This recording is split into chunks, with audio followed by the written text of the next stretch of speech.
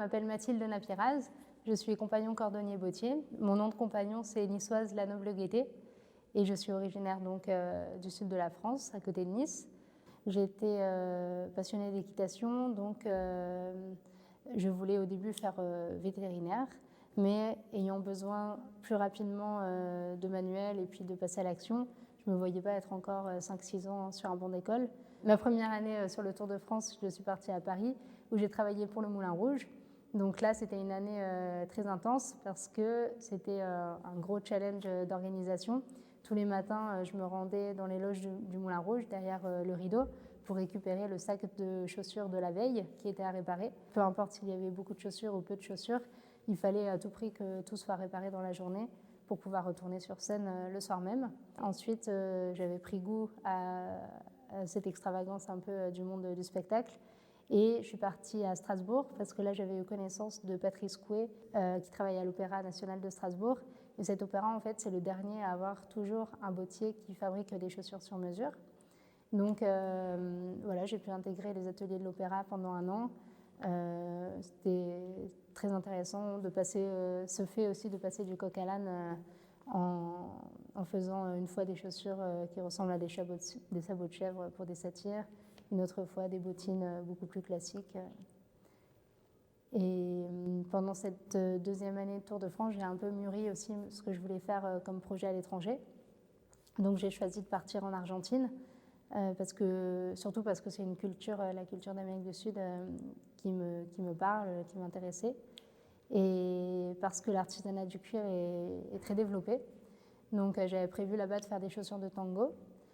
Et arrivée sur place, j'ai pu travailler dans 3 entreprises, donc pas tout de suite dans les chaussures de tango, mais dans les bottes de polo, donc les bottes d'équitation. Et j'ai aussi vraiment pris le temps, pendant que j'étais à l'étranger, de voyager. Et donc j'ai fait beaucoup de kilomètres en stop, en allant jusqu'en Patagonie, un petit peu au Chili et au Brésil. L'idée de mon travail de réception m'est venue pendant mon année à l'étranger. Pendant que j'étais au Brésil, me revenait souvent en tête Arthur Rimbaud, et un beau jour cette expression « l'homme aux semelles de vent », c'est Verlaine, son ami et amant, qui l'appelait comme ça, pour parler de son envie de voyage insatiable. Et donc, en pensant à cette expression, j'ai fait quelques croquis, et une fois rentrée en France, je suis rentrée un petit peu plus dans le vif du sujet, en faisant des essais, en utilisant différentes matières. Et ce qui me parlait vraiment, oui, c'est d'essayer de transmettre par une pièce physique cette expression semelle de vent. Donc j'ai choisi de faire une paire de chaussures figées dans le mouvement d'un pas, avec les semelles à l'avant et à l'arrière qui se délitent, qui se transforment en morceaux de plus en plus petits, suspendus en l'air, avec des petits bouts de poèmes d'Arthur Rimbaud, des expressions ou brodées sur les chaussures, pour que tout ça se soit inclus dans cet univers de voyage et de poésie. Niveau organisation, ça s'est plutôt bien passé, notamment parce que j'ai travaillé avec d'autres personnes, et donc ça me forçait à régulièrement tout remettre à plat et voilà, faire des points avec le serrurier, le menuisier, pour dire bon, bah, t'en es où? Moi j'en suis là, je pense avoir fini telle étape dans 2 semaines, après on pourra avancer ensemble là-dessus. Pendant que j'ai réalisé la paire définitive à l'atelier de Vendéen, mon patron, j'ai pu rester dormir à l'atelier. Donc ça m'a permis de gagner du temps sur le temps de trajet, et puis de vraiment me concentrer une semaine, à me dire bah là en une semaine il faut que j'ai terminé le plus gros du travail. Est venue l'étape la plus marquante, qui était de détruire la paire de chaussures sur laquelle j'avais passé tant de temps. Donc les autres jeunes qui étaient avec moi chez les compagnons ont eu un petit peu de peine quand ils m'ont vu faire cette étape-là. Mais voilà, c'était nécessaire pour déliter les semelles à l'avant, à l'arrière des chaussures.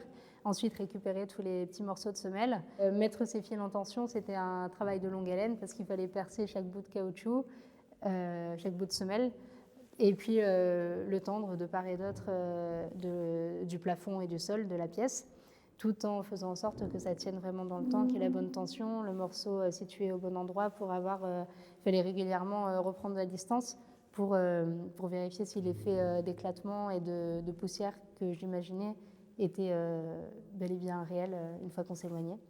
Quand je repense à cette aventure, au fait de réaliser ce travail, j'en garde que des bons souvenirs.